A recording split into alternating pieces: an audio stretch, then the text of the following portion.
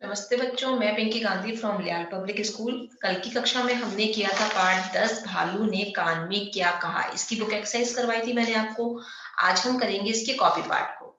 इसमें सबसे पहला प्रश्न है हमारा श्रुतलेख। श्रुतलेख में हम लिखेंगे सबसे पहले मित्र, गांव, बाजार, जंगल, भालू, शिकार, अकेला, सांस, जमीन, नजदीक, विश्वास, मजाक। अगला प्रश्न है हमारा शब्दार्थ लिखिए। आपको शब्द दिए गए होते हैं, उनके अर्थ आपको लिखने होते हैं। सबसे पहले दे रखा है मित्र। मित्र का अर्थ होता है दोस्त। अगला है हमारा जंगल। जंगल का अर्थ होता है वन। नजदीक, पास। अगला प्रश्न है हमारा वाक्य पूरे कीजिए, जिसमें 1 नंबर हमें दे रखा है सोनू और मोनू दोनों डैश थे। क्या थे? मित्र। तो आप यहाँ पे लिखोगे मित्र। सोनू और मोनू दोनों मित्र थे। एक दिन दोनों डैश जा रहे थे। कहाँ जा रहे थे? बाजार। बाजार जा रहे थे। बाजार जाने के लिए डैश से गुजरना पड़ता था। कहाँ से गुजरना पड़ता था? जंगल से। तो हम यहाँ पे लिखेंगे जंगल। बाजार जाने के लिए जंगल से गुजरना पड़ता था। अगला वाक्य है हमारा जंगल में उन्हें डैश आता दिखाई दिया। कौन आता दिखाई दिया था? भालू। तो हम यहाँ लिखेंगे भालू। जंगल में उन्हें भालू आता दिखाई दिया। 5 नंबर पे है भालू मरे हुए जीवों का डैश नहीं करता। क्या नहीं करता? शिकार नहीं करता। शिकार लिखते हुए वाक्य पूरा करेंगे। भालू मरे हुए जीवों का शिकार नहीं करता। अगला है मोनू ने सोनू से डैश तोड़ ली। क्या तोड़ ली? दोस्ती तोड़ ली। तो हम यहाँ पे लिखेंगे दोस्ती। मोनू ने सोनू से दोस्ती तोड़ ली। अगला प्रश्न है हमारा सही और गलत का चिन्ह लगाइए। जो वाक्य हमें सही लगता है उसके आगे हम सही का निशान लगाएंगे, और जो गलत होगा उसके आगे हम गलत का निशान लगा देंगे।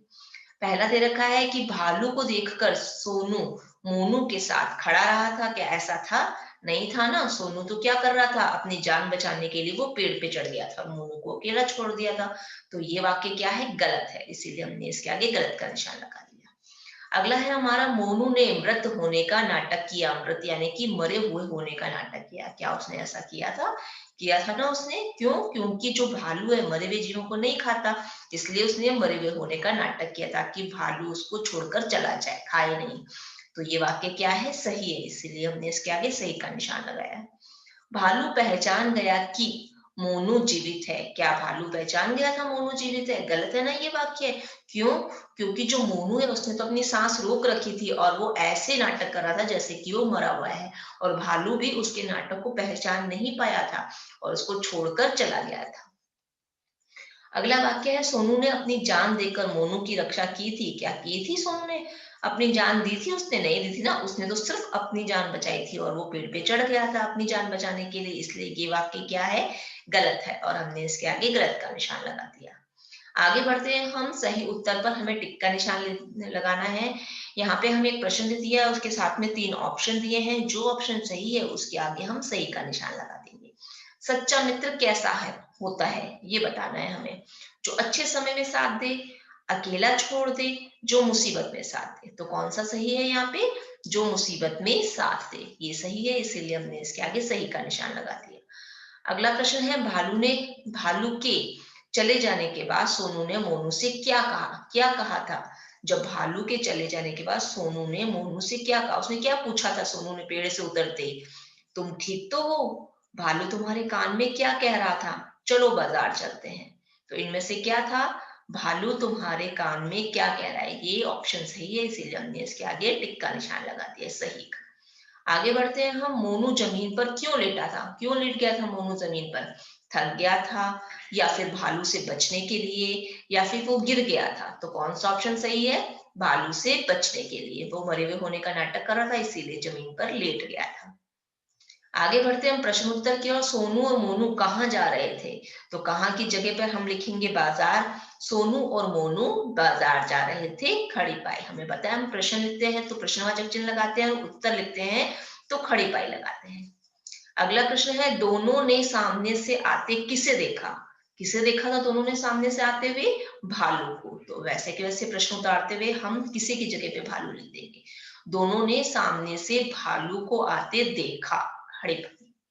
अगला प्रश्न है कि सोनू ने डरकर क्या किया? प्रश्नवाचक चिन्ह लगाया हमने पीछे और उत्तर में हम लिखेंगे सोनू डरकर पेड़ पे चढ़ गया। क्या किया था वो? फटाफट अपनी जान बचाने के लिए पेड़ पे चढ़ गया बिना अपने मित्र की परवाह किए। अगला प्रश्न है कि मोनू पेड़ पर क्यों नहीं चढ़ा? क्यों नहीं चढ़ा था मोनू? क्योंकि उसको चढ़ना ही नहीं आता था। तो उत्तर हम लिखेंगे मोनू को पेड़ पर चढ़ना नहीं आता था। ठीक है, और खड़ी पाई लगा दी। आगे बढ़ते हैं हम अगले प्रश्न की ओर। हमारा आखिरी प्रश्न है ये हमारे इस अध्याय का, क्या भालू ने मोनू के कान में कुछ कहा? अब आप मुझे बताओ कि क्या उसने उसके कान में कुछ कहा था? नहीं, भालू ने मोनू के कान में कुछ नहीं कहा था। क्यों? क्योंकि वो तो सिर्फ सूंघ के चला गया था। लेकिन जब सोनू ने मोनू से पूछा था ना कि आपके कान में क्या कहा, उसने मोनू से पूछा, तो मोनू ने क्या कहा था कि जो मुसीबत होती है उसी में ही सच्चे मित्र की पहचान होती है, और तुमने मेरा साथ नहीं दिया तो तुम मेरे सच्चे मित्र नहीं हो। कान में तो उसने उसके कुछ भी नहीं कहा था ना, वो तो सिर्फ सूंघ के चला गया था। ये हो गया है बच्चों हमारा अध्याय कंप्लीट। अब आपको क्या करना है, अपनी कॉपी में इसको नीट एंड क्लीन राइटिंग में नोट डाउन करना है और अपने अपने सब्जेक्टिव टीचर के साथ के पास उनको सेंड करना है। धन्यवाद।